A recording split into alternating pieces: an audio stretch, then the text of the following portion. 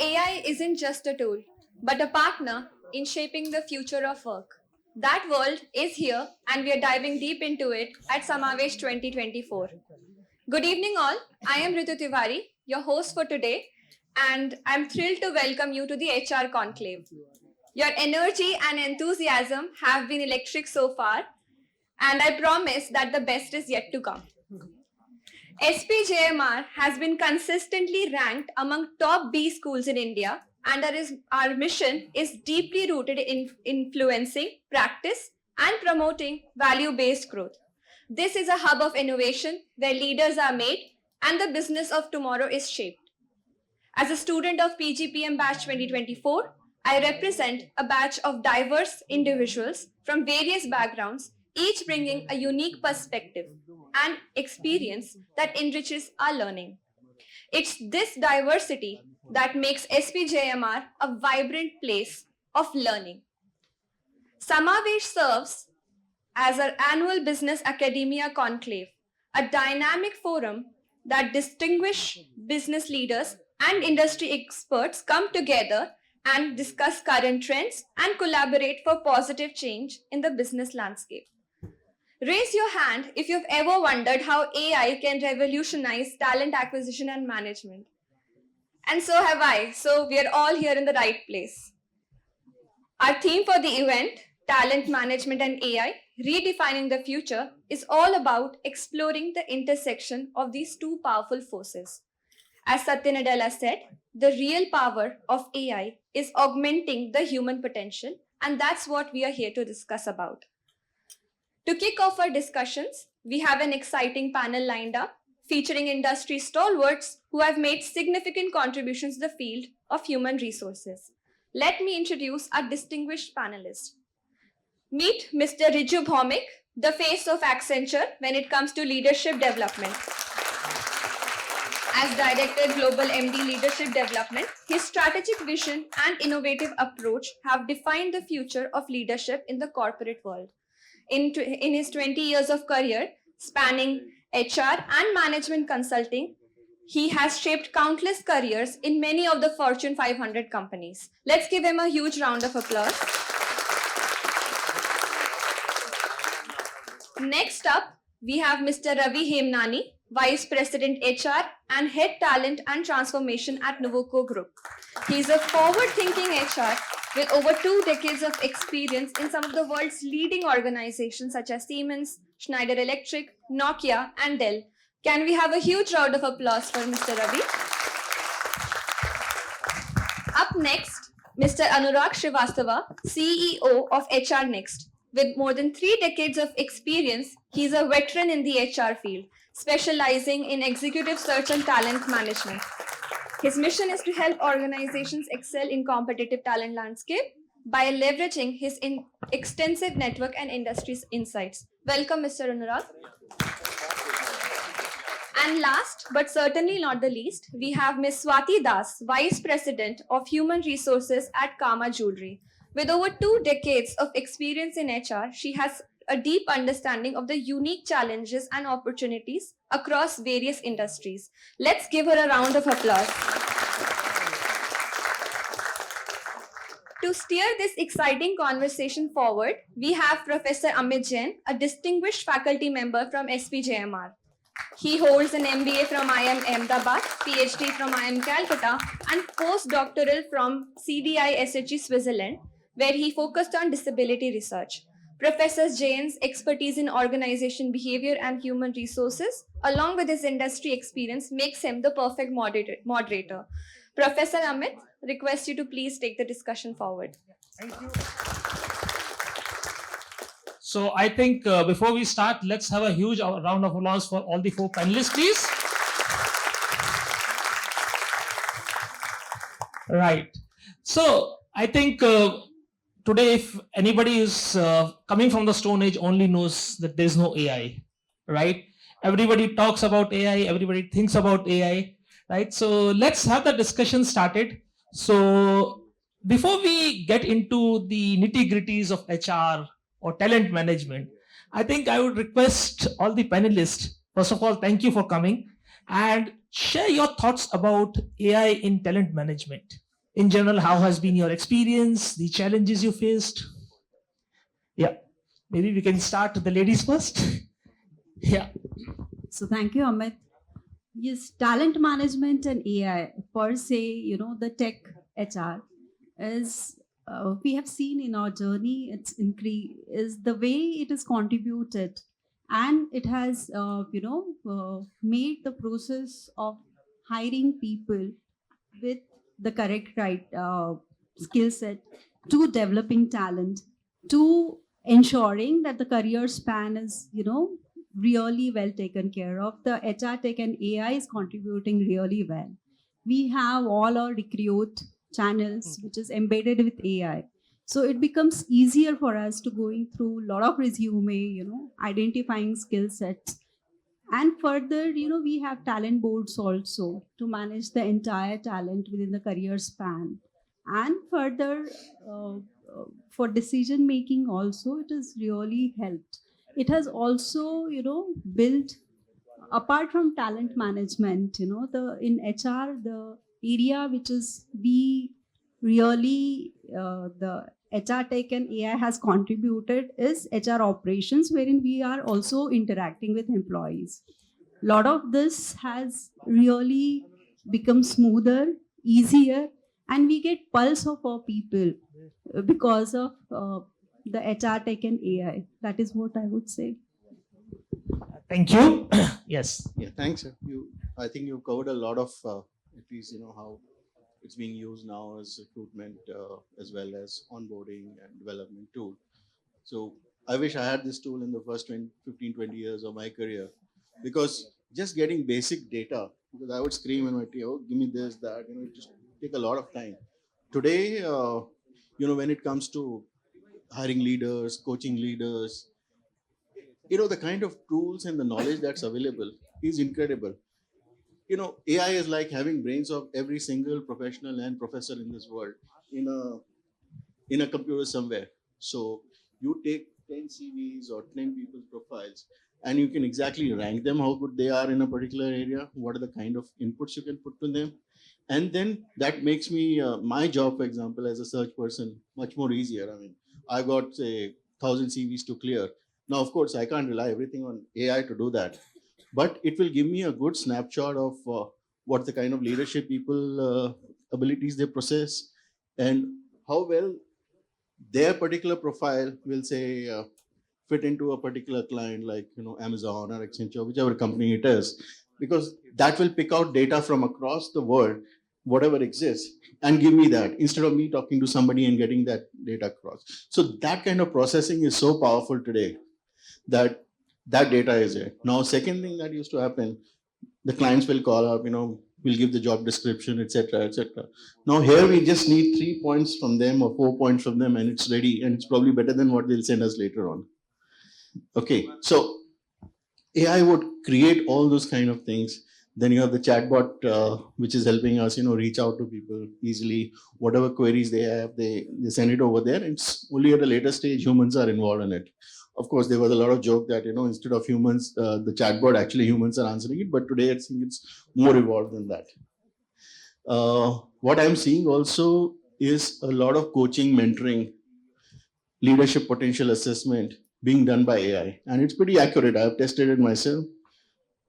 Doesn't matter, whether it's human or the AI. The kind of output that comes out is much more structured from AI than actually, what we can do as people. We can add value in terms of, our nuances to it, the human element to it, the emotions which are around it.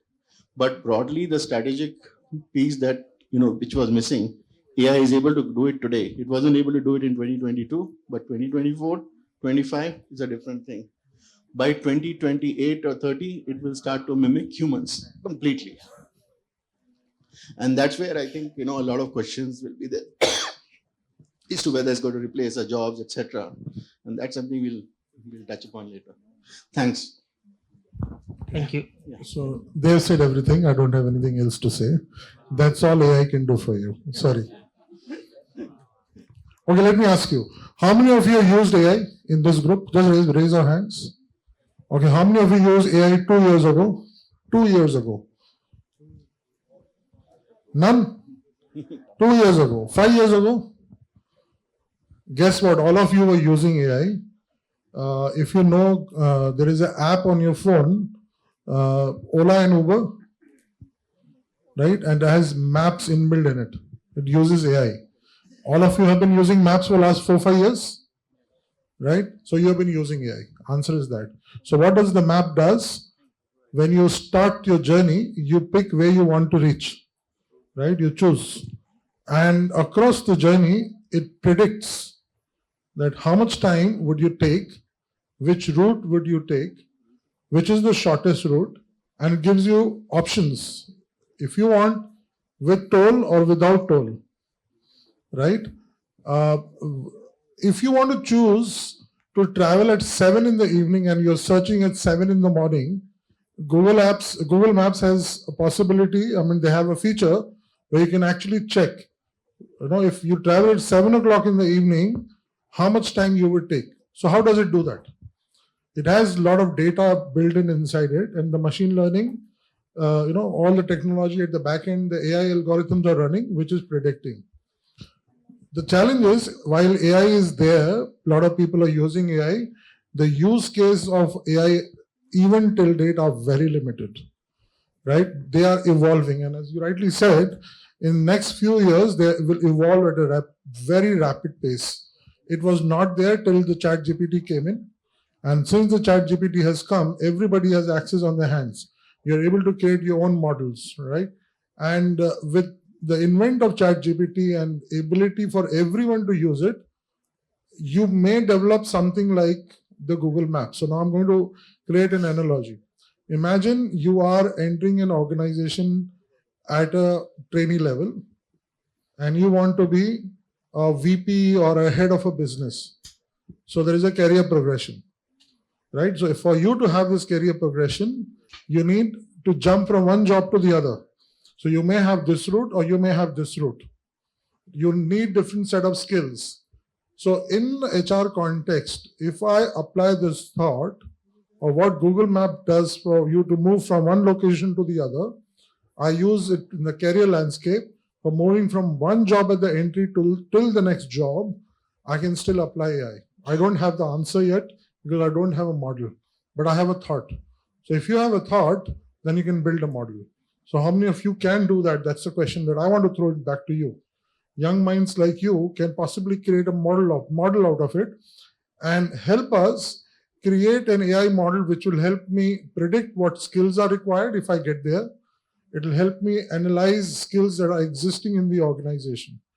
Today, to be very honest, across all HR fields, we use technology more than AI. So if you talk to me about technology, that is a lot. AI is there. I use AI a lot. So in coaching, we use AI. In training, we use AI. I use an AI model where I talk to my mobile and the mobile says, you don't have energy. You need to speak louder. It gives me on the mobile, right? So you are looking low on it. Your tone is not good, right? You have too many in your sentence, right? It is checking. AI is able to do that. So there are solutions available which we are using, but does it really address all elements of talent management? I still feel we are far off from there. Thank you, Ravi. Yeah, Rhiju. So let me start off from where Ravi left, and I love the way he presented this. So if you look at, I'll come to your question, Professor, on effect of AI on talent management in a moment. If you look at the evolution of AI, it has gone from predictive, right? Before that, there was analytical or descriptive AI. Most of you would have, what's your number one specialization? Marketing, I would guess. It's PhD. No? General management. Okay. Your college is known to produce many of the CMOs and CEOs of the country. Anyway, we started with diagnostics so that you could diagnose a problem. Then came predictive analytics or predictive AI, which would tell you the multiple options and how do you decide amongst them, what happens when, game theory.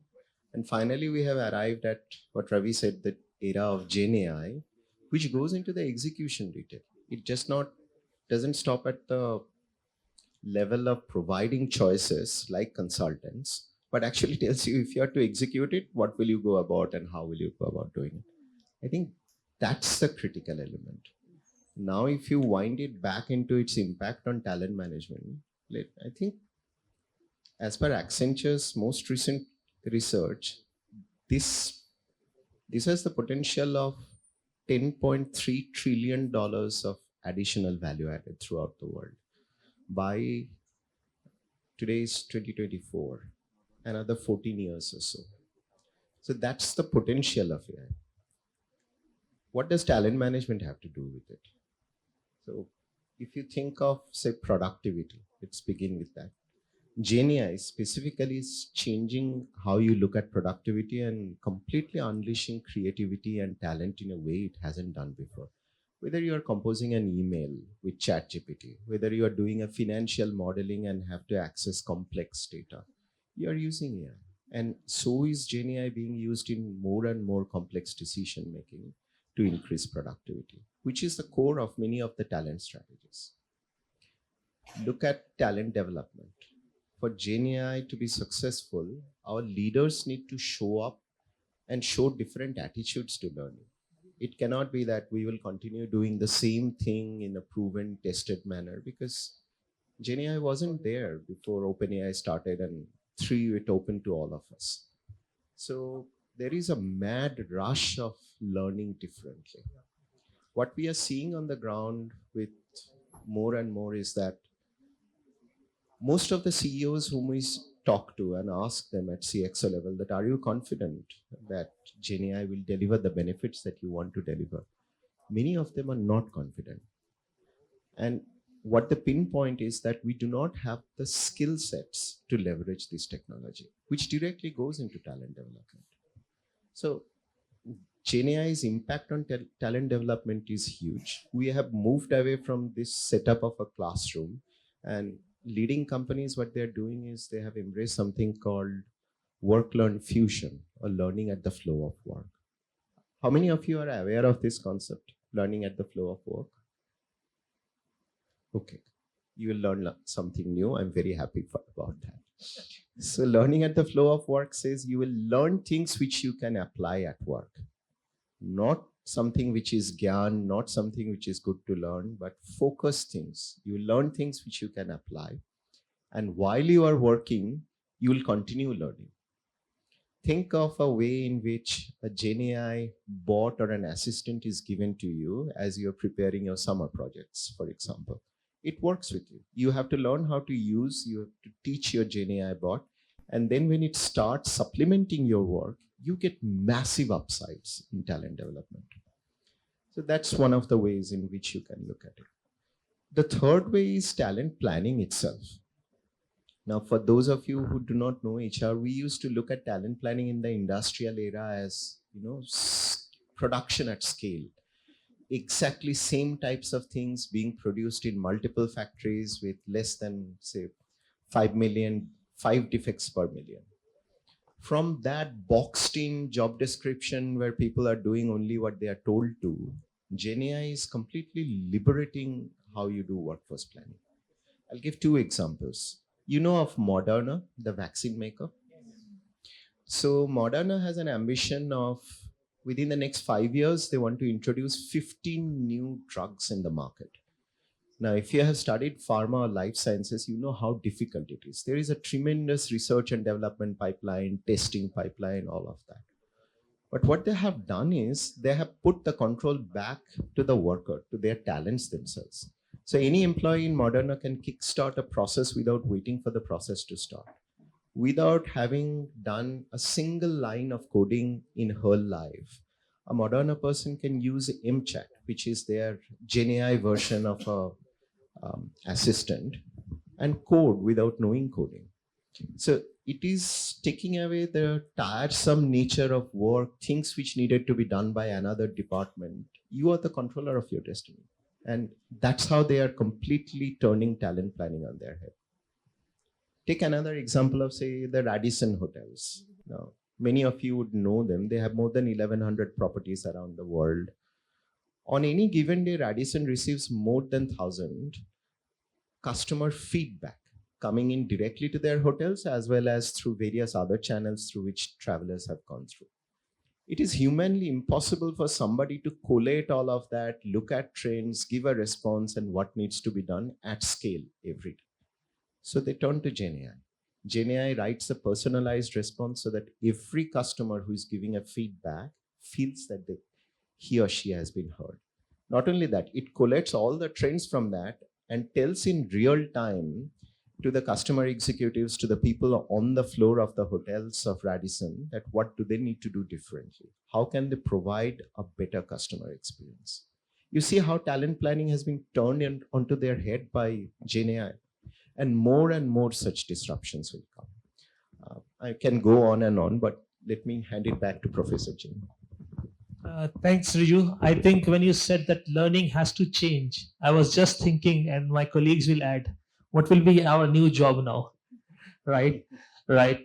But I think you have touched upon a very important aspect of how Gen AI specifically is touching upon our life a lot. And when you told about that a person knowing zero coding can develop work, I remember one of the projects I did where I did not know coding at all, but in Python I could develop an application which I wanted to have. And I think that's the power of Gen AI. Right. And one of the things I think when Ravi was talking about Google Maps, and that's where technology, and he talked about how the technology has evolved. I remember those in the late 2000s, there used to be a joke on Twitter. If you go and find, you will find some articles there. When Google Maps started, they were not good, right? They were giving errors, and you put a place in Europe and a place in US, and you want to go there. And it used to say, swim across the Atlantic, right? That's from that technology. Now you see how much are we dependent on that. So technology evolves, technology takes its own time. As Anurag also pointed out, a very interesting thing that when we look at coaching, I think coaching is becoming a very important one.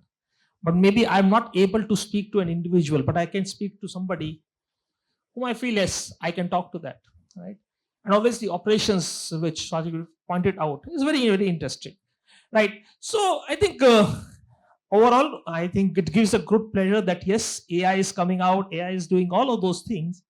But my first question, and this comes to when Rhiju was talking about talent planning. I think we all talk about workflows planning, right? We have to plan demand forecasting. If a marketing, like Rhiju said, we are CMOs, right? CMO comes out to the highest demand forecasting, and one of the demand is, and with specifically to gig economy, where I don't know how things are. How do you see AI taking over or having its impact on your workforce planning, right? Talent planning is one, but workforce planning, the first thing, like I would like Swati to talk about as to how a simple aspect of workforce planning, how many people I require now or how many I will require maybe 6 months down the line. How is that coming up? So anybody who can share their thoughts? Yeah. Yes, Ravi. This reminded me of a project that I did during my Nokia days many years ago. We did not hit AI those days, so we used technology. And for those who understand technology a bit, we used the RFID chip on your iCard, which had your employee number embedded in it. And we used the scanners, the Motorola scanners on the manufacturing cells. And then that was connected through the cables, the network cables, to a software, a central control unit, and eventually to a software, which we gave to TCS, the software provider. They coded a software for us. So what happens is, you are a worker in the plant, and by the way, there are 5,000 workers working in one shift in that plant, right? So you are a worker working in a plant, you come to your cell, you swipe your card, which has a RFID chip. The scanner reads your card and says that on this cell, you need these 5 skills, and you're trained on 3 and you're not trained on 2, right? So this is information that comes to this person. But what happens is the central L&D team is able to monitor on my entire floor how many skilled workers I have, how many I don't have, right? I'm able to spot it. And with the help of this, I'm able to move around and easily train people on the shop floor live. So we used to have a live training team. Now, why I'm giving you this example? Imagine if I have to do demand planning with this, right? I can actually predict based on the skills that I have on the floor, what kind of product mix I can produce more and what can I produce less. I do vice versa. Based on the orders that we have, what kind of skills I will need more, where I should increase my training programs, right? So if I use an AI layer on top of it, it can really help me. Of course, we did the same thing manually. End of the game, the AI is basically what? It's algorithms and machine learning, right? Which is working at the back end to actually give you some meaningful data from where we generate insights, right? So we did it manually, but today I think life will be very simpler. So I'm just trying to recall those experiences. If I had Gen AI those days, it would have been very simple. So this is a very good use case I can give you already on demand planning and Yeah, forecasting. but here what we see is also that the most critical part of AI working properly is the kind of data that you gather and what's the level at which you actually get the data to train the AI and get the output out of it.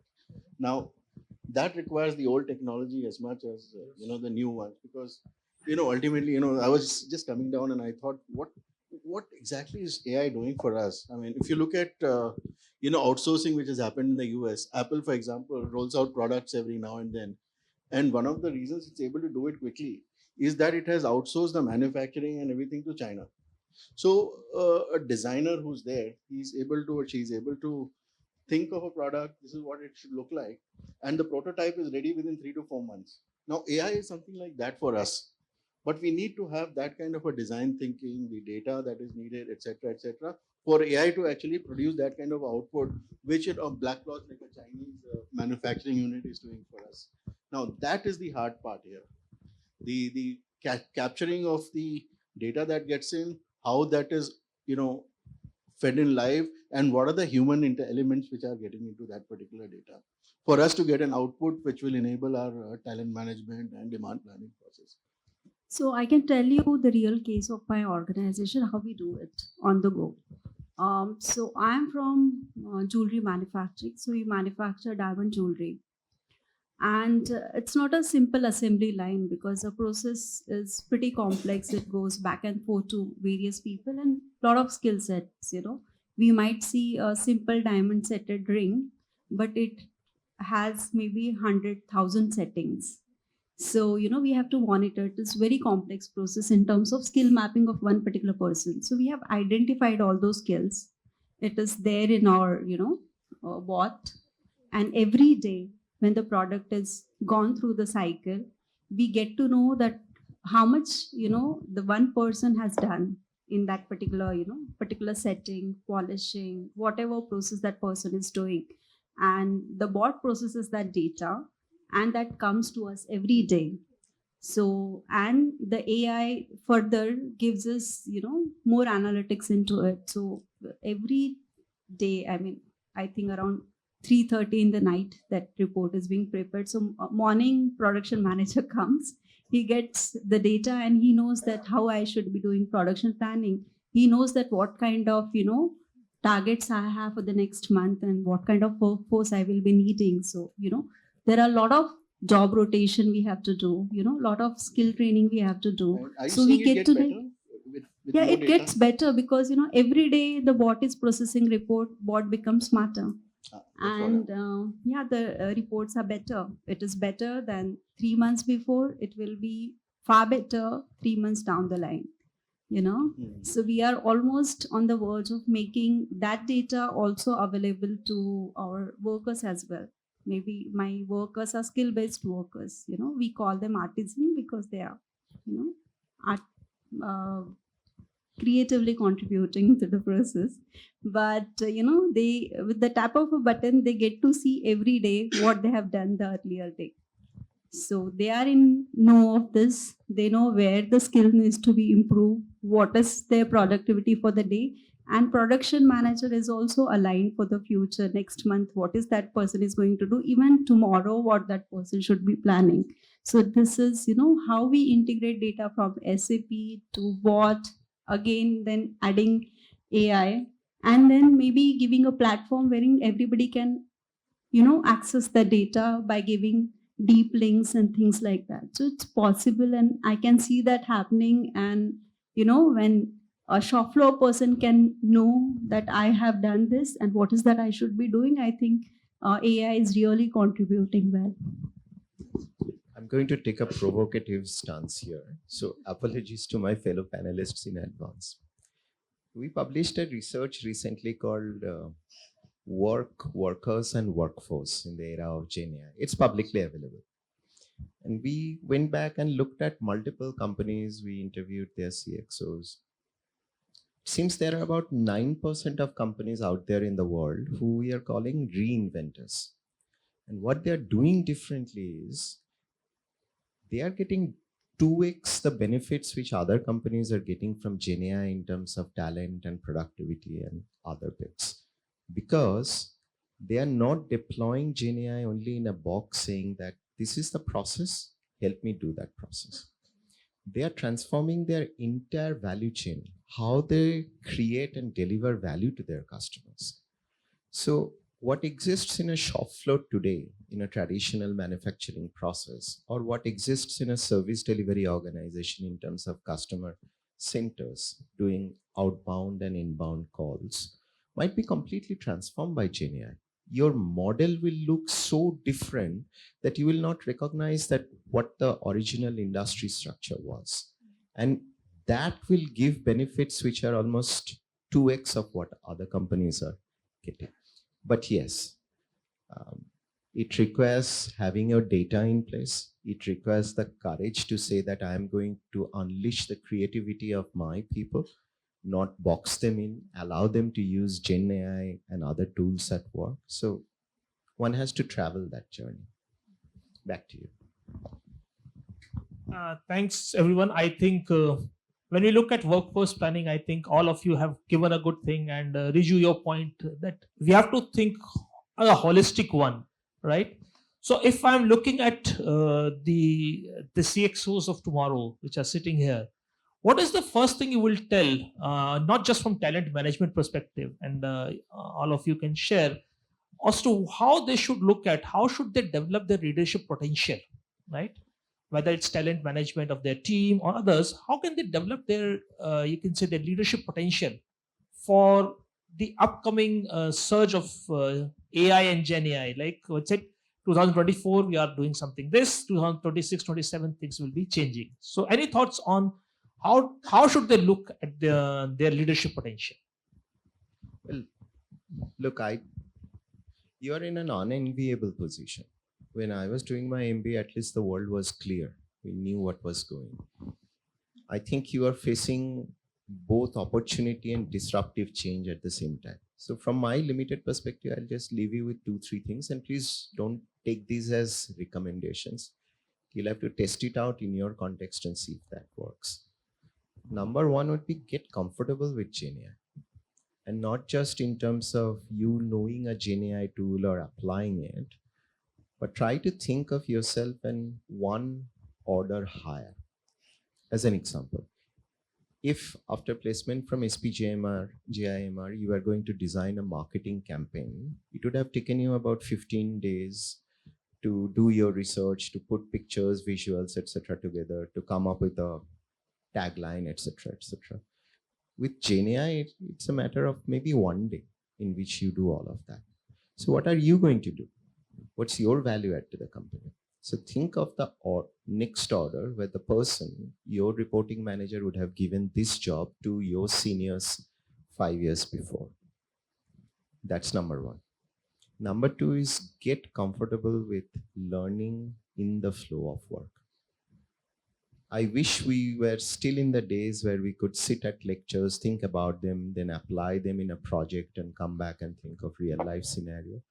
But we are moving at such a high pace that I don't think we have those leeways or margins anymore, at least not in the companies who are at the forefront of reinvention.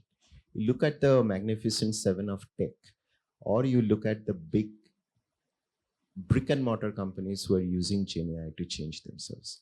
So I think you will have to observe very carefully the earnings call, what is being said, what are their revenue drivers, what are their profitability drivers, and get yourselves completely acquainted with that in the context of GenAI. Third, and I think there is very good open research and publications which are coming out. You had to pay money for them before, but today, if you want to know what Stanford is doing on GenAI and what is it that they are teaching in their classrooms, you just have to go to Twitter and follow the prof. Same for Wharton, same for other schools. So don't limit your vision. Don't limit yourselves to your syllabus and subjects. They are important, otherwise you won't pass your exams. But at the same time, things are changing while you are in the classroom, while you are spending this year or 2 years. So develop yourself outside of that as well. As I said, it's not a position of envy, but I think you guys will be much more agile and change resilient than I could ever be in my career.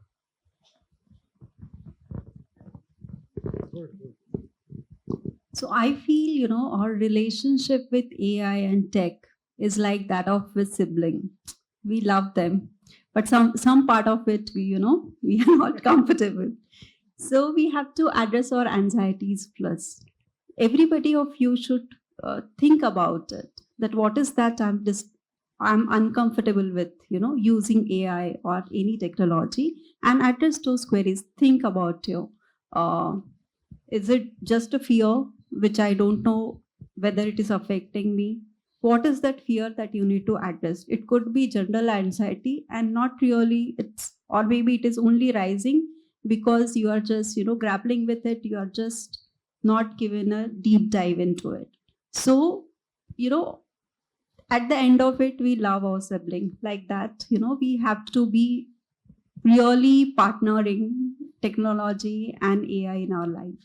And of course, the AI is learning from you. You are also learning, but in a way, you are more, you are influencing party in it. So try to be, don't lose confidence on yourself. What I feel with the current generation, the tenacity is lesser because there is a lot of information load, at the moment we have less span of attention, lot of information flowing in. Sometimes we get haywire and we don't understand where to focus. So I think building tenacity, using a particular technology, understanding whether it is helping me, how I should be better, spending enough time and not get, disheartened with the first failure or not so good output as per your, expectation. You should overcome that. So having that tenacity, partnering with any technology should definitely help you getting rid of anxiety, and you will be better off because ultimately technology is meant for our ease. We are not meant for the technology. So that I feel you should always remember. Yeah, I think just to add to that, and I think I covered it earlier as well, whatever Rhiju and you cover. Just to add to that, see, what's AI? I mean, it's something to be feared, of course, and a lot of people have been talking about it in terms of they taking up a lot of routine stuff that is required, and we cannot run away from that fact. For example, a lot of work that I needed to get done, I now just have to get it done. I mean, I'll do it myself. That kind of thing has happened. And the reason for it is because it uses so much of knowledge and analysis, which is already there in this world, and it's getting better and better. So where do you step in terms of using that to get over? I think you need to master that technology is what is important, and be good in the functional areas that you are getting into it, because you have to know how things are done in order to use that technology to be better. So if you are becoming an electrical engineer or a management finance person, uh, the subject matter knowledge is extremely important in order to leverage the best use of it. If I'm an artist, if I'm, today I want to paint like say Leonardo da Vinci or whatever, but I still need to have that visualization to get it done properly. Second is getting the linguistic skills being top notch, linguistic and emotional, and those kind of things, because that's where you will add value to what AI is already doing it, because they are very good at the hard science and the hard output and the hard reports that they create. But where does the human element come in? Yesterday, I had gone for a very interesting session with Javed Akhtar and his daughter Zoya. They had come to Tajlands and they were talking about the various artistic stuff which is around and how they will come across, whether it was Meri Paas Maa Hai, that became an iconic symbol of everything. But can AI deliver that kind of an output? I don't think so. So that's where, even for the kind of work that you do, the leadership that you provide, the coaching inputs that you give for your team, you got to be much better. You have to make your game of human relations and ability to lead, ability to capture nuances of people at the feeling level much better in order to add value to what AI is already providing you. I mean, that's where I think if you're trying to grow as a leader, those kind of things, the human elements are going to be the most critical ones. All right, I'm going to give you a very different perspective. How many of you have your siblings at home who are younger than you? You have, right? Are they fast learners for technology? Are they faster than you? And you are faster than us, by the way. And we know that. So we are vulnerable, you are not. So let me give you some comfort, right? I was attending one conference and one very senior gentleman who was speaking there, as an international speaker, he said, and I could resonate that, and I'm sharing this with you. We keep talking about digital, right? You need to become digital. So in our eras, when we did engineering, we were so proud to have those calculators with us, right? A lot of professors and who will resonate, and we still kept with us. I still have my scientific calculator, but I'm not sure whether you guys will be excited if somebody gives you a scientific calculator as a gift. Will you be excited? I don't even hear no also, right? That's so much disinterest. But engineering is still there. I just bought one for my son. He just ran to college last year. But are they proud of it? I don't know. So that's the question we need to ask. Because he knows the same calculator is on my mobile, right? The same thing, application is there. Just that the engineering colleges mandate that you have to use scientific calculator. I was a little surprised that he bought it. Yeah. So the point that I'm trying to make is that we guys are scared that you will come and disrupt us with your digital skills. And we're saying we need to be digital, not you. Sorry, we need to be digital. But I'm not use the word scared, is amplifying too much. But yes, we know that the generations today are more digital than many of us. That's a hard reality. And if you're not, then definitely there is a concern, right? So you need to be one, right? That's number one. Number two, generations from our side are very human. So I'm sure many of you, I'm not saying you're not, but I'll build the context on this. So many of you would have led a lot of events, even in colleges. How many of you have done that? How much of AI helps there? AI helps there? No. Your ability to talk to people, interact with people, bring that human touch, that helps you more, right? So when you're a leader, you many times don't do it yourself, you get the job done. And when you get the job done, even in the world of AI, your human interactions are going to play a vital role. So being digital is good because that brings competence and ability to think beyond, disrupt. But at the same time, I feel one leadership skill, even in the age of digital or AI, is the human touch, your ability to build trust, the relationships with people. If you can do that with your digital capability, I think that will make you a true digital leader. So just being happy that I'm very good in AI doesn't guarantee that you'll be a great leader. You may be a great technical person, right? But if you want to be a great leader, then you have to master the art of managing human beings, or working with human beings. I think that's very critical. Right.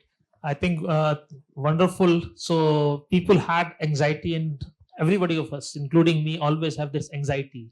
What will happen with the AI? And I think Your thoughts have given them a direction that what they need to do. But yes, their role is still there if they take that role very seriously with the human touch.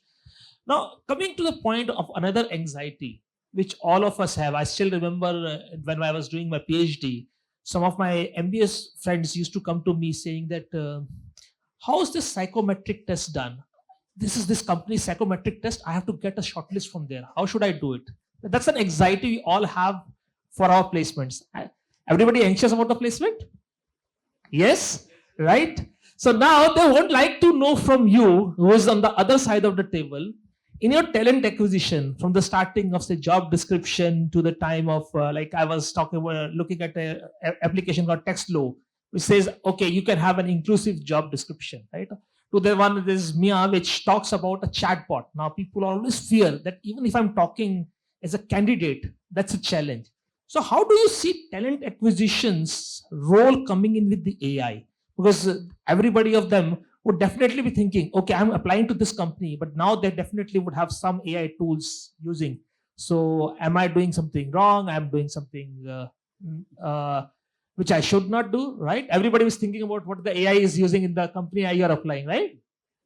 So any thoughts you have? I'll give you a secret. We don't filter because AI tool has said that don't hire.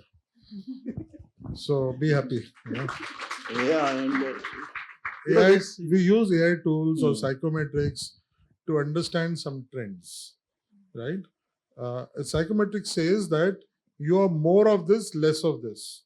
It doesn't mean that you're good or bad, right? So a good assessor who's on the other side talking to you would definitely check with you in a given situation.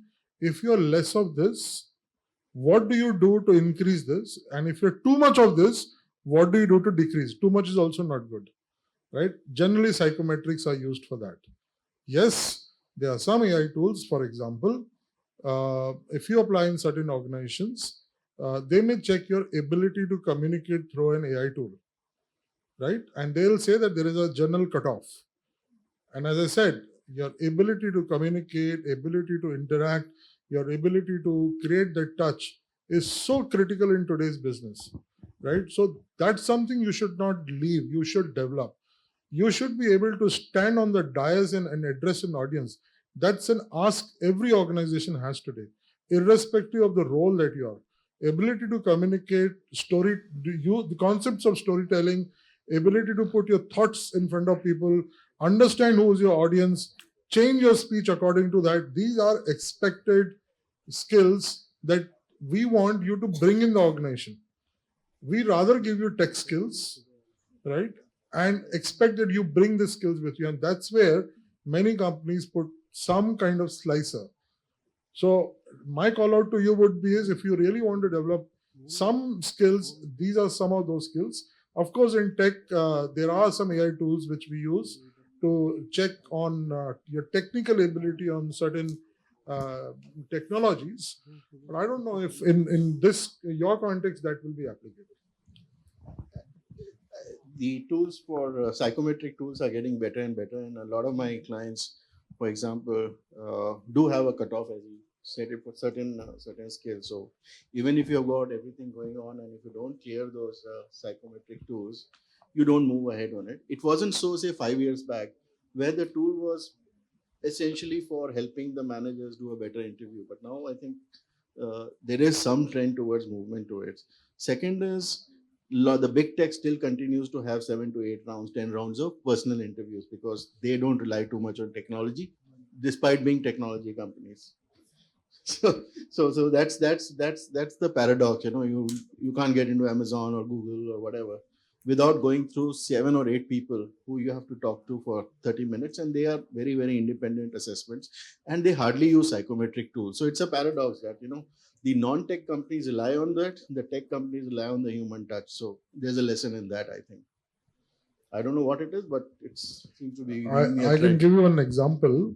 When an aircraft lands, right, you need a pilot, right? Would you board an aircraft which does not have a pilot? You would not, right? But let me tell you, when an aircraft faces a turbulence, The pilot sits at the back, and the autopilot in the aircraft, more often than not, manages the show. And I've not heard of any instance where the aircraft has broken to pieces in the air. I've never heard about that, right? So the autopilot system in the aircraft is efficient to manage high turbulence.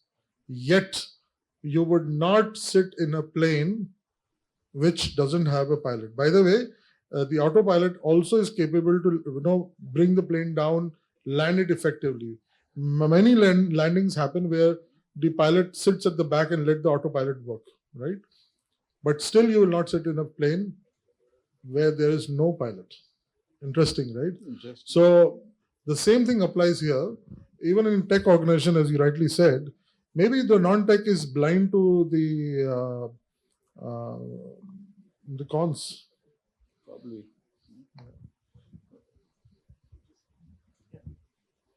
Rhiju or Swati, if you have any. Yeah. Well, I don't have any insights to offer. I don't go for hiring. But I guess Okay. if you are trying to distinguish yourself, know what's your calling card, irrespective of Gen AI or other things. I know there are several news items, and now I'm not talking as a panelist. Your seniors in some of the more reputed institutes found it difficult to place their entire batch. You'll have to figure out whether that is a factor of the socio-economic turmoils which the world was seeing, or whether it is this wave of AI and Gen AI which is coming. And you guys are smart, you can analyze that. And I think both visible confidence as well as quiet competence is valid. It's not one or the other. You'll have to need both. Your character might be to have one more than the other, but you need both in whichever age or era you are in. But as I said, I don't hire, so I can't comment on what you need to do differently. So, firstly, I would say that personality is never good, bad, and ugly, right?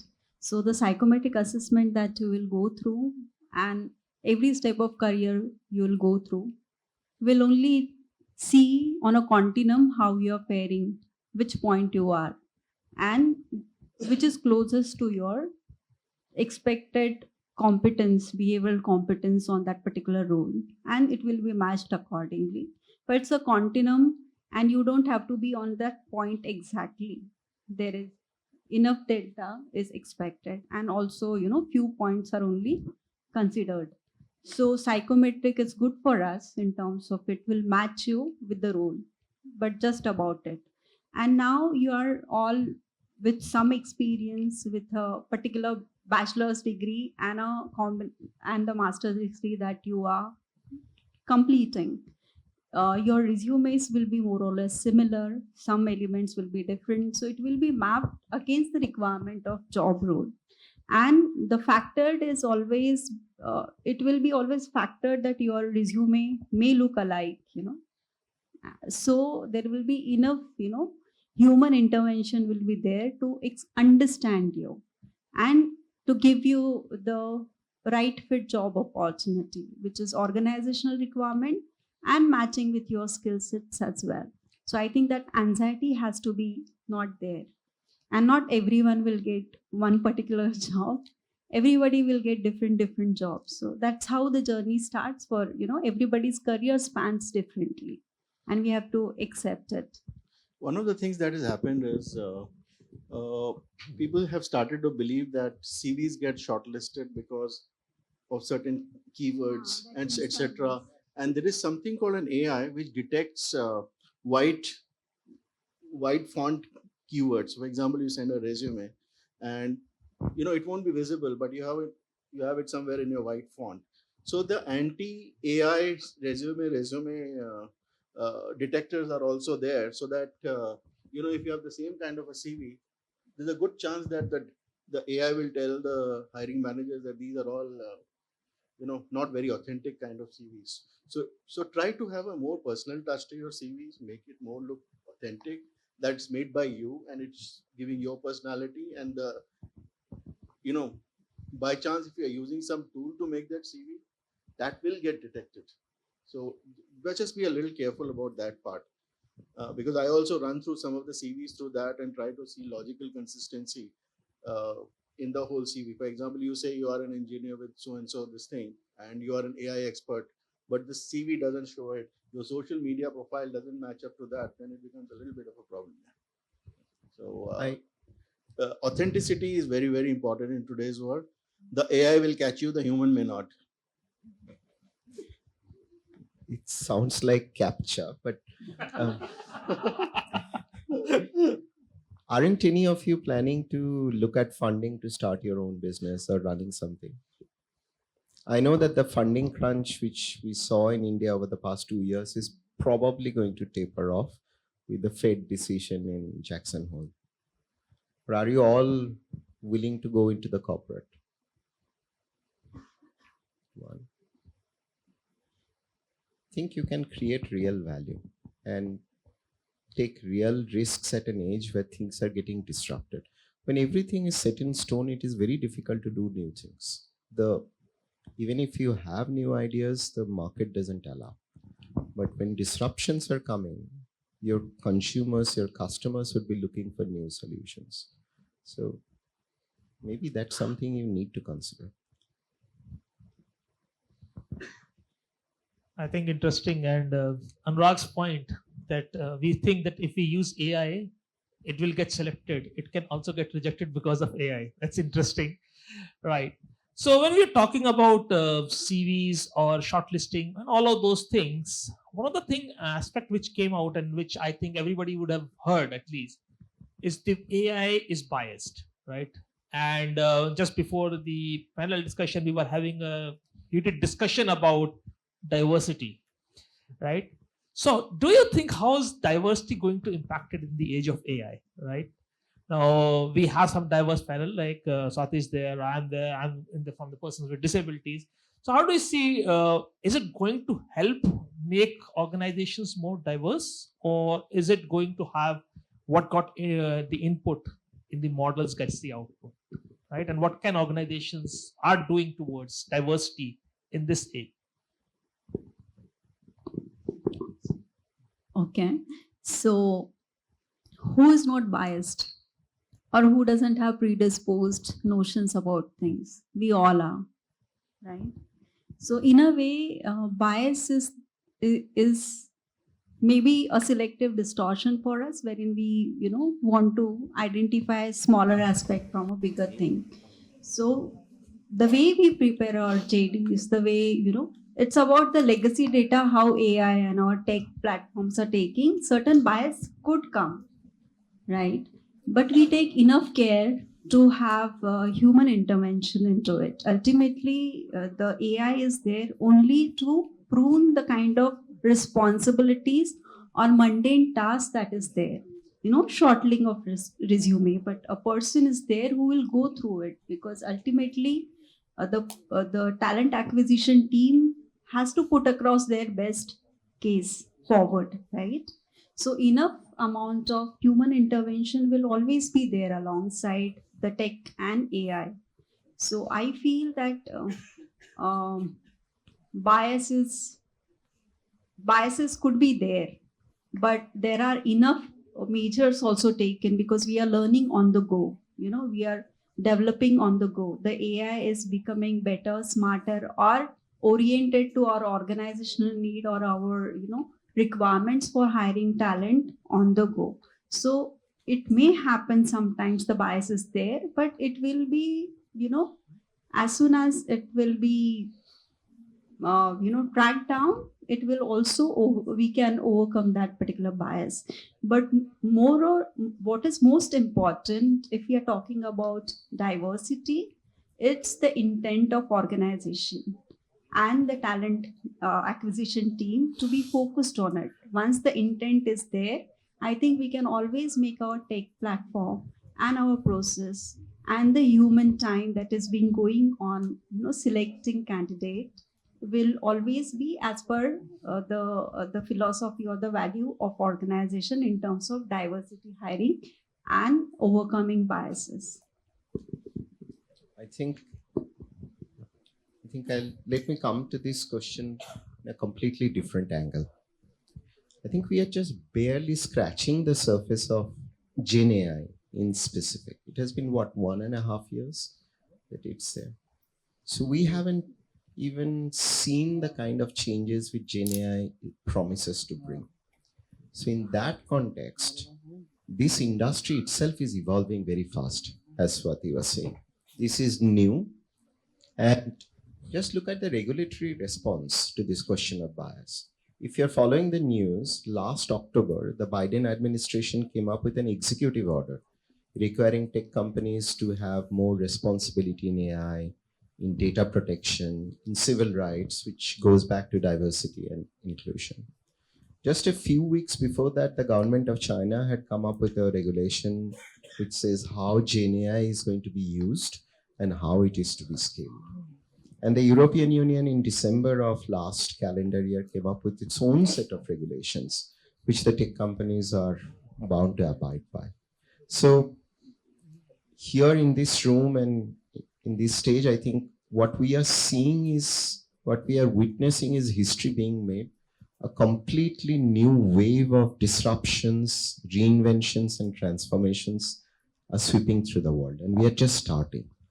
And new regulations, new checks and balances in place will be required to make sure that we retain equality, diversity, and inclusion in the workplace. And work is already underway on that. Ravi, you have anything? Yeah, I think what we start off as a recruitment, I'm going to nuts and bolts of it. And the whole process starts from the job description part itself, where the hiring manager is looking at what are you going to require that job for, and what are the expectations of the candidate that is going to be produced. It's important that all such JDs or job descriptions are put through some kind of a bias detector, and there are a lot of AI tools which will show whether this is sexist or this is ageist or excluding somebody because of their economic background, or certain word like we need a dynamic young person or something like that. That means you're excluding somebody a little more senior, and so on and so forth. I mean, I don't have to go into it. So the first point is to make sure that your job description, what you're looking for, does not discriminate against anybody, and that's the most important part. The next part, of course, is as a corporate philosophy, what kind of a workforce you're looking for in terms of whether it's a regulatory requirement like in India, probably it will be based on what's the caste mix or gender mix or whatever, whether it's in government or this thing, because that's required. So you use that as a philosophy, but the starting point of that is that you don't have any kind of a discriminatory or biased kind of a job description. The US system will be very different because they have their own culture and the kind of historical stuff that they have to get rid of. So in that sense, anti-discriminatory process is the JD over there, which probably AI can help you better than a human being, because that contains the wisdom of a lot more people than you and I, over there. And I have some trust because I have done some kind of a comparison and say, look, it is actually working, because that was my observation and AI is saying the same thing. So it kind of matches over there. Now that's the first point of it. Second is, in terms of your recruitment team itself, when they are looking at CVs, you have to use a lot of tools which don't show up too many false positive and too many negatives based on whatever algorithm is there. So training that data to do a good job of shortlisting is extremely important, and having an human interface is going to be probably required at least for the next 5 to 6 years. None of the software or this thing is perfect, because they use data sets which are either proprietary or within the company or from elsewhere within that geography. So there are threats to AI in that sense, that a lot of copyright issues are coming in, so you can't really train it perfectly with as much data as possible. Ideally, you would want the internet to scour the AI to scour the entire internet, collect data from wherever it was, but you'll be stealing somebody's data. So those kind of ethical issues do come in when you are trying to create a unbiased recruitment shortlisting system? For me, I look at it this way. I mean, you gave some use case examples of how AI is used to understand diversity a little better. But for me, I think it is AI can be used in data analytics to understand trends. And then as humans or HR, we can link it to how diversity is playing a role there. I mean, I'm looking at this more than directly looking at AI impacting diversity. I'm still struggling to find out if AI can impact diversity and the bias that people may carry around because of this. So for me, I think it's more about data. For example, I'll give you a use case. For example, we may have a lot of data sets telling us about how a certain group of people are performing, right? And then compare that data set with other data set of people and look at the diversity quotient that is prevailing in both the data sets, right? So in the first data set, you may have good diversity. And here diversity, I don't mean diversity by diversity of gender only. For me here, diversity is everything. It can be skill, it can be backgrounds, ethnic backgrounds, cultural backgrounds, industry backgrounds, for example, right? For our organization as such, 2 years ago, we decided that we will increase diversity in the company. We are a cement manufacturing organization. We basically a building material, but if you go to the crux, a major portion comes from cement. And in a typical, or let me say a conventional brick and mortar organization where you will find a huge male dominance in the workforce, right? So much so that our female workforce population at this moment is close to 4%. It used to be 1%. We are consciously trying to increase that, and we're targeting to take to 10 to 12%. Slowly and slowly. It cannot happen overnight. The availability of talent is a big question for us, right? So what we said is that one way of diversity is not possible. Look at the other way of diversity. Bring talent from other organizations. Now, cement again is an organization which is very hierarchical, old mindset. People at the top leadership are ones who have grown up the ranks within cement industry, right? So if you look at the top layer in the organization, these are all people who have grown in cement. They have done nothing but manufactured cement. That's it, period. And if you go down the ladder, leaders try to hire clones, right? They say, "Mere jaisa koi la ke do." That's the biggest challenge, right? So we challenged the status quo and said, "Aapke jaisa nahi milega, dusra milega." Right? So you have to hire somebody else. So when my boss was searching for the talent learning OD head, they said, "No cement." So they brought me with a very different background, and I joined this company. When I was hiring, I brought somebody else in my team who's from a technical background, right? So from a IT background, to be more precise, right? So we consciously completely rejig the workforce in the last 2 years. We have a huge portion of employees working in the entire organization who are not from cement industry. The second challenge is how are we integrating them in the organization, right? So, many times the top leaders might land up saying, "Arey, tumko kya malum hai Nuvoco ke bare mein, right? Cement ke malum hai, what do you know? Then why did you bring us, right?" So, of course, we are challenging status quo. They are learning as a culture transformation, and consciously we are working on it. And in this case, data analytics plays a big role. AI plays a big role. We are analyzing data in many ways, learning data, talent data, attrition data. We use AI in that space. So if you really talk about bias that is getting generated or that exists in the space of diversity, we are addressing through using AI in more data analytics. Just a question came to my mind, and I was just thinking about when you said कि मेरे जैसा चाहिए, right? And you said कि आपके जैसा नहीं मिलेगा, दूसरा लीजिए, right? But if I look at some of the models, and when I feed something, then it may be they're taking the same type of series. Okay, you have put this JD, so these are people from the cement industry. Would AI would have done that, or do you think there's something which we can do to ensure that this does not happen? So I can share what is my belief for my reason for my growth to who I'm, what I am today. 3 beliefs. Number 1, I always search for people in my team who have at least once, I was sharing with Professor Jagdish sometime back, that I believe that I want to hire somebody in my team who has at least one skill where they are better than me. People who are in my team who report to me, at least one skill where they're better than me, because it'll make me feel vulnerable. That I need to compete, I need to be better than them. So I will stand up from my chair and start learning. I'll be curious. So number one. Number two, growth of my people is important. Only when they grow, I'll grow. Right? So this is another important factor. And I truly believe in this. I always follow this. The third is the best comes in you when you are in your most uncomfortable situation. Right? So you have to stretch. Right? So there is your role, and then you have a stretch zone, your work zone, you have a stretch zone, and sometimes your manager puts you in a panic zone, which is even the bigger circle outside it, right?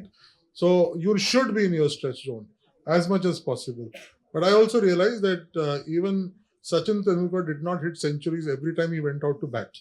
He got out at ducks many times, right? So your every day will not be your best day. Some days is when you hit centuries. Some days will be disappointment for you. So you have to manage this piece, right? So this is what I generally believe in leadership. I don't know how much AI will help me in this. This is my belief. Okay.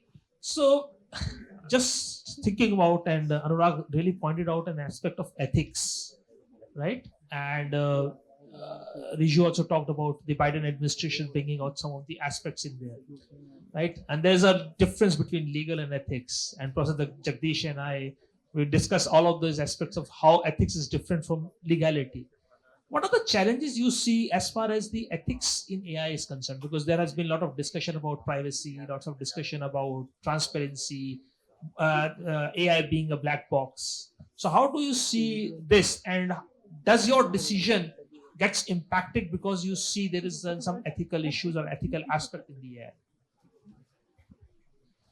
Okay, maybe I'll take it. You want to go first? So there is a concept called human by design. Have you guys heard about? If not, you can search human by design plus Accenture on your search engine. You need an AI for the mic. Anyway, what we have seen is, let's talk about Gen AI, Professor Jain. Yeah? You'll have to train Gen AI. The chips which NVIDIA makes, after they have made those chips, they are bombarded with information, which is the training period. And that's how you get a Gen AI coming out of it. In your design phase, if we can embed the things that we want the AI to behave in, then we get an ethical AI. We put in the restrictions, we put in the guardrails in terms of what we expect out of a Gen AI, which is about responsible AI. And it eliminates bias, it prevents hallucinations to the extent that it will not trudge on the other side of ethics or legality for that matter. And then you have the entire concept of intellectual data, privacy, information, country laws regarding information in varying across the world. So if you can make AI human by design, it will reflect what the organization culture is and how it creates value and interacts with its stakeholders. So that's one of the ways in which we are approaching it. Yeah, so I think this ethics part and the legal part, they are in some ways intertwined, because every geography and every country wants to protect its own data. That's at the strategic level for a country, that you don't want the demographic data and what people are feeling going out to hostile nations who can then model something against you. So that fear is there at the governmental level. But coming to you and I and people who are around, where does our profile, for example, on LinkedIn or CVs or our personal data and Aadhaar or whatever, where does it go? And because somebody needs to train the AI somewhere or the other. So, and ethics is something like, if you've got somebody's information and you are trying to use it, there'll be a question in your mind that, are you doing the right thing? And while at an individual level we do it, but when organizations work on a certain things, then they are probably a little less, because since everybody is doing it, so let's do it. So that ethical boundary gets a uh, little crossed, both at organization level or country level and everything else. Now you are not supposed to use somebody's data without paying that person. Now, suppose I want to train an AI for literature. I'll have to pick up a lot of copyrighted stuff from all over the world in order to do that. Is that the right thing? Are the people who are doing it getting paid for it? So, and that's true of any kind of work that you do. So these are uncharted territories. I don't know how we're going to cross it, but the questions are going to come up in the next 3 to 4 years as to, if my AI is smart, what's the data that it used in order to become smart?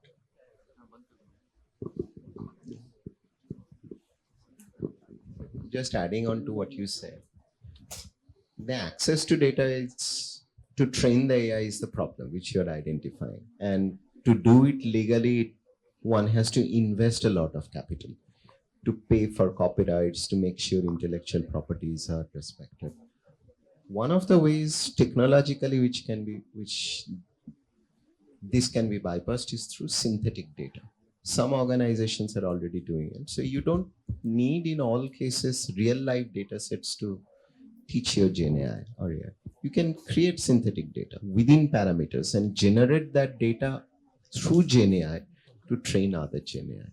But as I said, it's very early stages. Even the synthetic data needs some basis to create that synthetic data. So I don't know. That's something I can't understand. Right. I think I would just go back few years, and at organizational level, every organization has ensured many years back that we will not conduct maternity test for women, will not have AIDS test for people, will not have certain medical tests, will not have certain data, disclosed by your candidates to us. So this was decided at a value level, as a philosophy level, as that is what we want to do. Similarly, when we are building now, and everyone at different stage, but still a nascent stage wherein AI is implemented or embedded in our system, I think we have to be very sure what is that. I want to the psychometric report can give you certain clinical aspect of personality also, but whether we go there, we never. We restrict to the scope of work, we restrict to the JD, and that's how we have to also restrict to the limitations of our own requirement for the job or for the aspect that we are building, and not getting into too much of more data from a person. I don't know how it will be. I think ethics has to be there at the value level, for organization, and it has to be embedded accordingly into the tech platform and AI. I think you're talking about the psychometric data, for example. I give it, everybody gives it, and somebody has that data and they start using it for commercial purposes, using my data. Or for that matter, in the earlier days, those medical tests were there, and if you didn't clear certain things, you will not be hired. So somebody has that data, and if that data is aggregated across, and you don't even know that your data is being used, what will candidates do? For example, do they have to give some kind of a waiver? So there is DPDP by Government of India also, which is endorsed, and I think we have taken on our tech platform consent by employee. Okay. Also on the onboarding platform as well, there are a lot of consent, and we restrict to a particular data because we know that the legal repercussion will be there. Yeah, but that consent is basically forced because they'll not get a job if they don't give the consent. So is for using Instagram. Right. Yeah. So I'll give another perspective. Many of us use ChatGPT over in this group also, right? And you post your information on ChatGPT to ask for a response. Yes or no, right? You do that. But you know what you're doing? You're allowing everybody else in the world to use your data. Right? Now imagine you work for a company, go to ChatGPT and say, this is the Excel, you post the Excel on ChatGPT and say, do an analysis of this data and give it to me. And imagine this is a company confidential data. What you're doing is you're allowing other companies to use your confidential data, right? And that's where ethics and legal comes into picture, right? Some companies are guarding, who are smart, very progressive in this space, global organizations, they're guarding this by putting checks and balances, using all cybersecurity laws, training the employees, etc. But some companies who are still in the early stages of AI adoption, they don't even know this. They don't even know this, and they are becoming so vulnerable. And the threat from the cyber security perspective is very high for these companies. So you all will play a very big role when you come in the industry to what you should do and what you should not do in the space of AI. I think it's the same as, like, are you a hacker? So are you a hacker or you're an ethical hacker? That's a question you have to ask yourself, right? Thanks a lot. I think thank you very much. I think ethics is an issue, is still, and ethics in AI is still an issue, which we still need to look at. And Ravi, you pointed out that the moment I put the data, it's around for the whole world to see. And that's where the challenge, even as we as a researcher find out, if we put our research paper, it's out there. So it gets into the plagiarism as well, right? So now, just 1 second, 1 point here. I remember I had an intern working in my team. I picked an intern from a B school like this, and whenever she used to come to me, she used to bring her mobile with her, right? And I'm giving her instructions, do this, do this, do this, and she's on her mobile. Once, twice, thrice, 4 times, and after that I lost patience. I said, when you come to me, please don't come with your mobile, and especially when you talk to me, don't use your mobile. Here is a diary, here is a pen, use it. So she flips around and says, Ravi, you know what? When you are speaking, I'm making notes. I'm making notes. It changed the world for me, and I said, oh my God, that's a bias that I had. If somebody has a mobile in hand, I'm assuming the person is actually busy doing something else, but actually the person is making notes. So I think it's also about leadership in this case, how leaders are trained to manage this change that's happening in the organization, right? So that's also very key. Thanks everyone. I think now we can have questions from the audience, if any.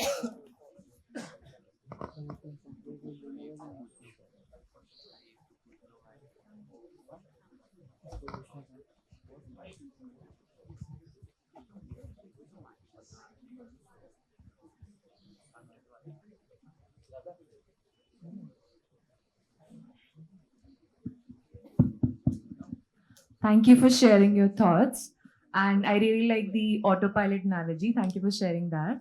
Now, as AI takes on more administrative HR tasks, what do you see as the future role of human intuition and emotional intelligence in leadership? If you could share your thoughts. This is the most dangerous element when you come to a B school. You will have people plotted in the audience with ready-made questions. That's the most dangerous. And they would have used all possible chat GPT. हम chat GPT का ज्ञान दे रहे हैं, उन्होंने chat GPT use करके the most toughest questions लेके आए. Thank you for this question. I'm not answering, by the way.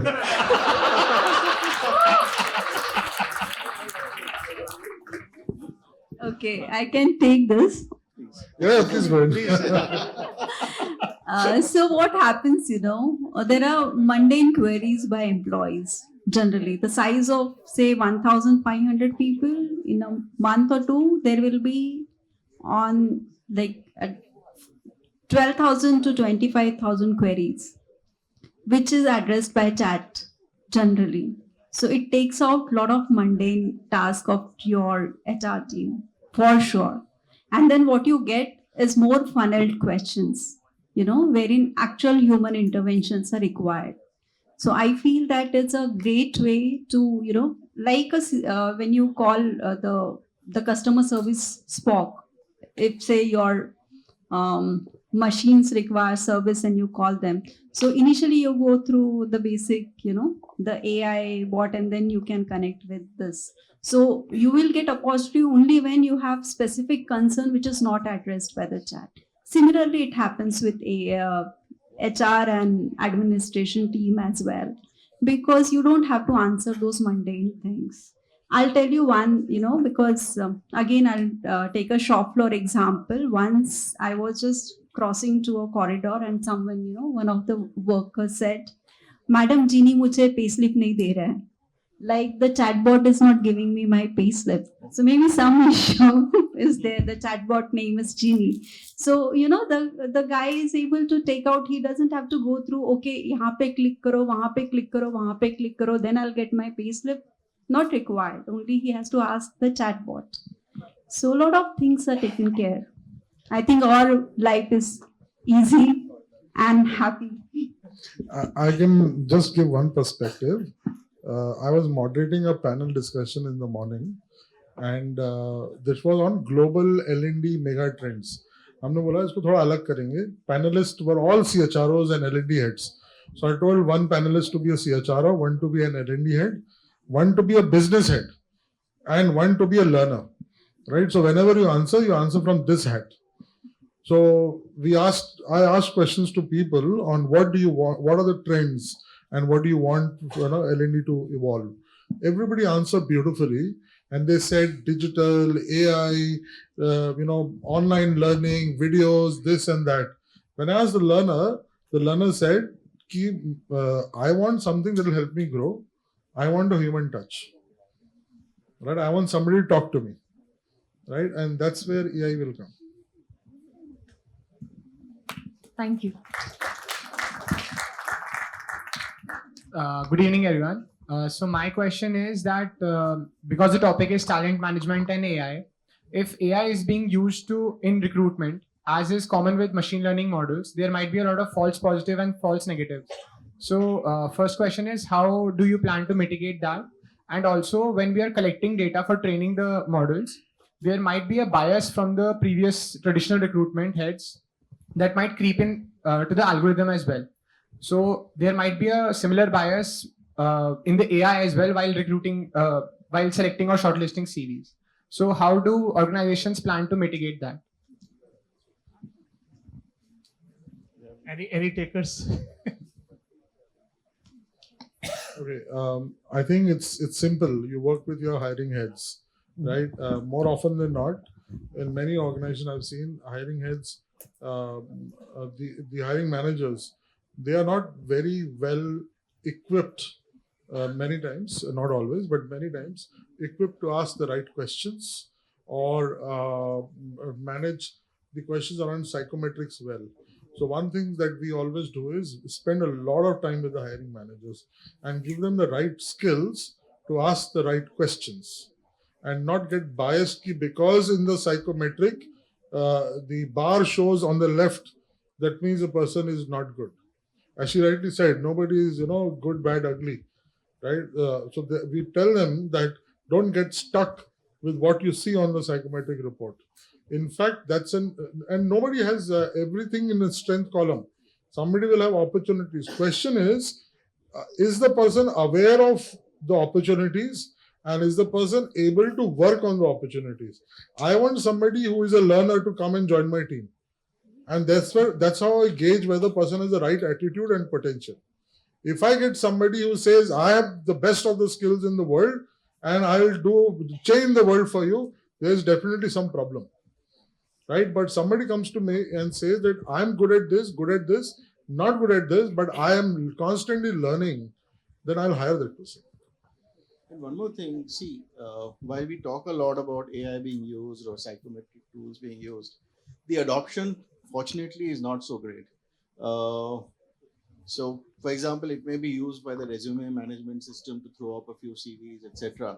And even over there, people are a little careful that the keywords are not being misused. But once the CV goes into the human recruitment hiring manager stage, my experience has been that it's the people who are looking at it all the time. AI is rarely used to, you know, uh, shortlist or even rank them. I try to do it myself because I want my job done quickly. But at the business level, people like to see the CV, go through it, and when people do it, they have their own biases. So you can't really get out of it because humans come with their own programming to do it. Now, as a HR person or this thing, maybe you will want to run the CV shortlisted by humans through some kind of a bias check, and maybe AI will throw you some surprising questions to ask the managers to why have you shortlisted this? Did you see this? Was this your bias? So AI can actually help you augment ask those questions rather than the other way around.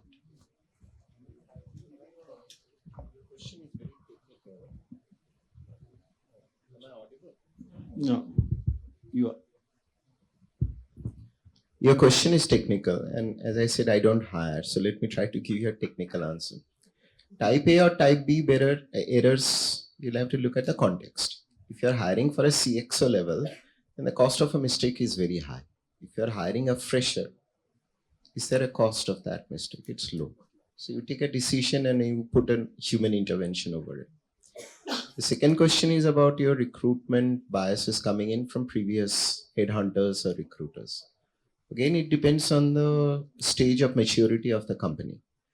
If it is a company which is changing very rapidly because of its market dynamics, because of its funding, etc., then the only way you can stay relevant is model your data on a very agile, regular basis, almost on a quarter, if not a month.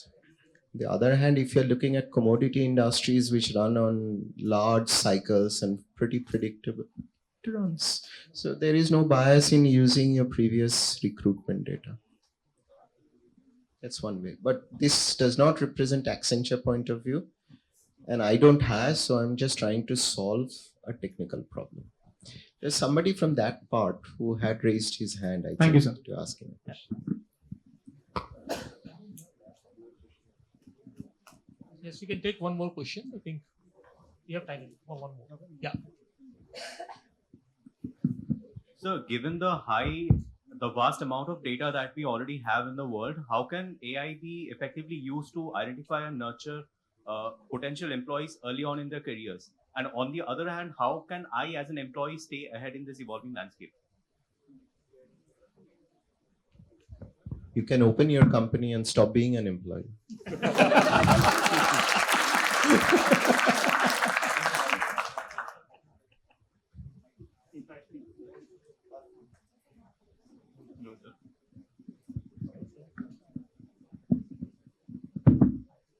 Thank you, panelists. I think there was a question, there was the theme of DE&I, which surfaced on one of the questions by Amit sir. So there was this theme of neurotypical versus neurodiversity, which was something that we learned very recently. So maybe not from an AI perspective, but could you tell us a little about how organizations are looking to implement HR practices with respect to hiring neurodiversity? And more so, I think another problem that organizations would be facing is training the neurotypical people as to getting sensitized with these people. So is that a challenge that the industry as a whole is facing? So, firstly, when we have to cater to special ability, be it neurotypicality or ability in terms of hearing, vision, or other such element, we can't go for a typical GT like putting square pegs in square holes.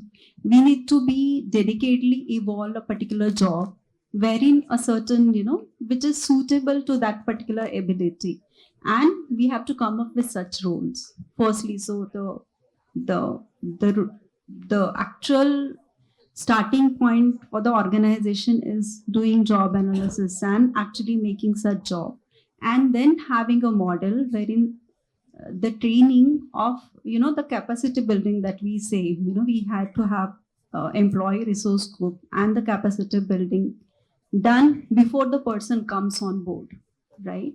So that's how we have to see it. And typically for this, we take help of a special person, educator, who will come and teach us, okay? And he will be part of the till the process is success, and we have enough people, employee resource group who are capable of handling, training and further development of special capability that we have identified. And it takes time to, it like a competence is a continuum from, awareness is a first area wherein, once awareness is there, the competence will grow. Similarly, we have to also ensure in organization that awareness is being given at every employee level. And once it is there, it will definitely take towards the acceptance and accordingly building channels for specially able people. Since your question was on neurodiversity, if I may add up to what Swati said, you just have to look at the big tech companies around the world to see how important neurodiverse populations are in furthering their goals. There are very large populations of employees who are not neurotypical. So it's an advantage, it's not a disadvantage, especially in types of work which requires us to think very differently, code differently, solve problems differently. Ultimately, that's what technology is trying to do. So it's a fantastic advantage to have neurodiverse people working with neurotypical people, along with all the infrastructure and the cultural sensitization which Swati spoke about. I can give a use case of this. So I worked for an organization where we had a big challenge for a particular type of role where we saw huge attrition. And we said, how do we manage this piece? And we thought that maybe we want to outsource this. So when we went and searched in the market of which are the companies who are very good in this space, we bumped into an organization which employs all the neurotypical and neurodiverse people. And we actually outsourced the entire work in India to them. It was basically operations, managing the back-end HR operations, right? And eventually, slowly and slowly, globally, we transferred this work to them, right? And the ability for these people to do this task was fantastic. Their efficiency was very high, effectiveness was very high, loyalty was right on the top. At the same time, the attrition was almost zero, right? So I feel inducting neurotypical and neurodiverse in your organization gives you an edge. Question is, are you ready for it? Is there enough awareness? Acceptance will come after. At the same time, do you have the infrastructure? That's the biggest ask, right? So organizations need to build that infrastructure.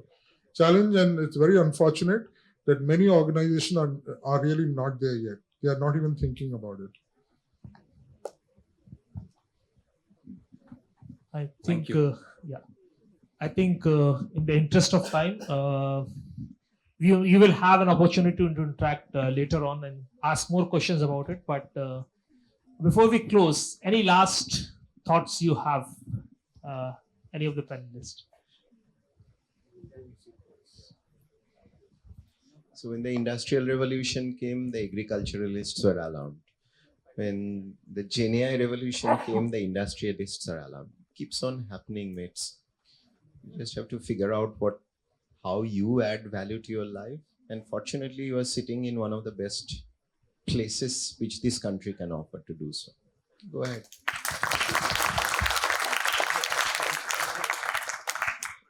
In our leadership programs, we talk to our leaders and challenge them.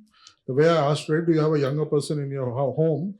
And is that person, your sibling, better than you? We challenge them that you have kids at home. Can you even win a mobile game with your kids? More often than not, his answer is a no, right? But challenge that these kids are going to join the workforce and challenge the leaders in the workplace. And if you cannot win a mobile game at home, how will you win at work? Feels good, right? Yeah, but let me tell you that these are your bosses. So while they are learning to manage you, you need to learn to manage them, right? And that's a skill that you have to develop, right? You like it or not, when you will hit the corporate, and many of you might have experienced it, office politics is there, right? Managing people is an art. Managing stakeholder is an art, and every two people who look similar also are different. Even if your looks are exactly same, even two twins are different by personality, and that's something you'll have to understand. Something that may work for me may not work for him when you are interacting with us, right? So, and if you can develop that art, no AI will help you in this place, right?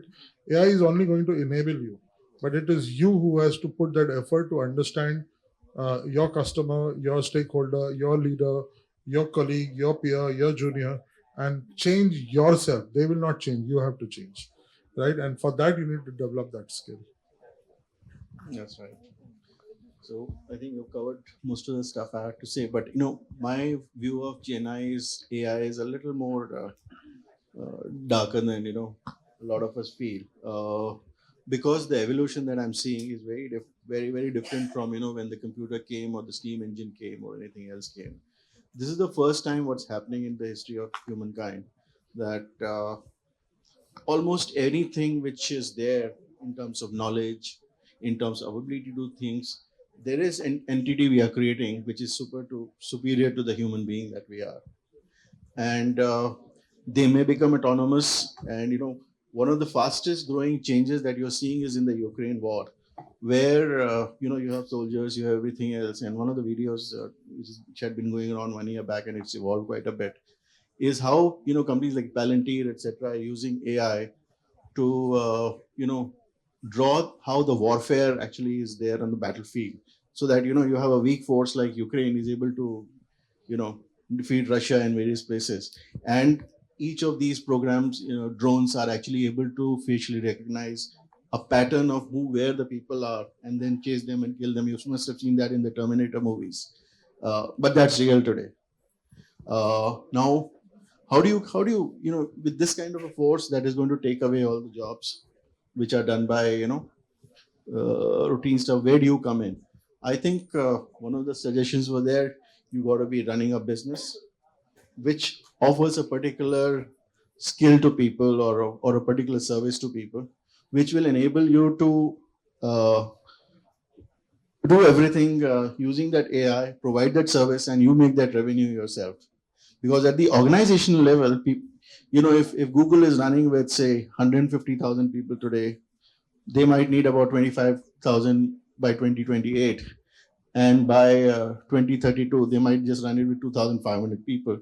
When Twitter fired 85% of its people said Twitter is going to shut down because Elon Musk is mad.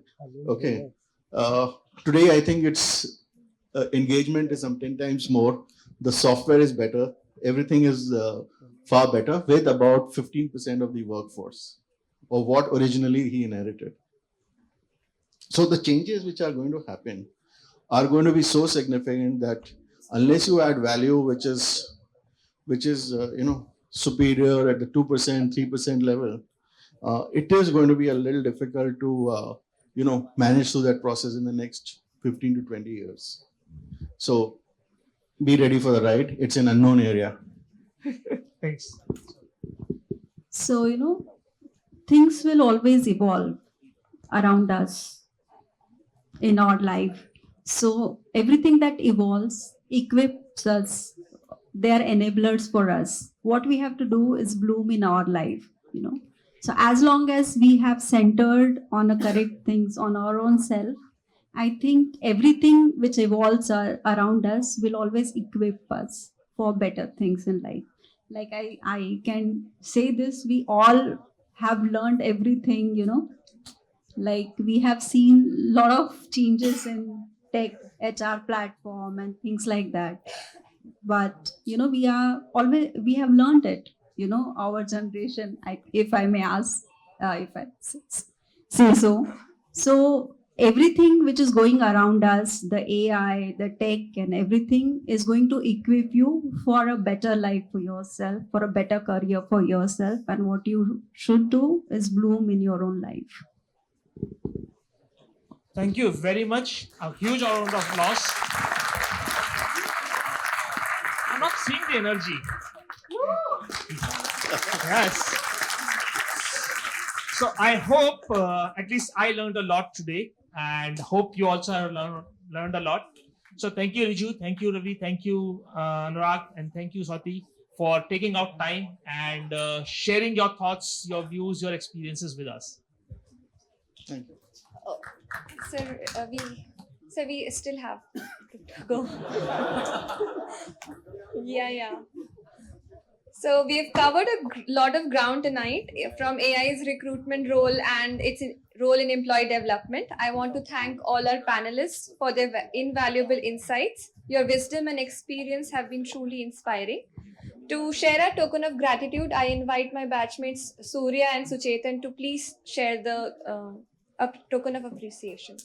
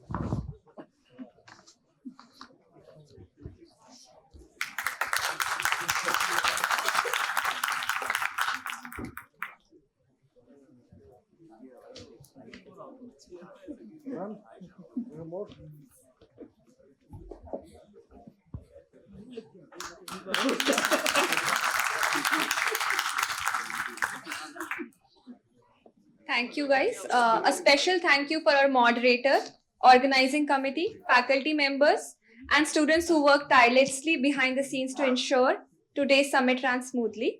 I now invite the guests and moderator to please come to the front for a photograph.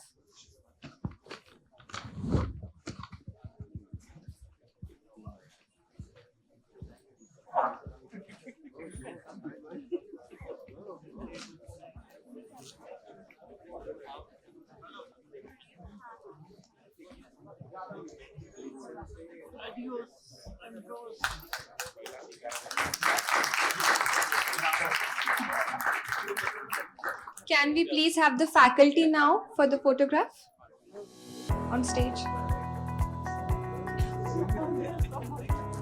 I now request the HR Conclave team to please come on stage. The entire Samavesh team can join us.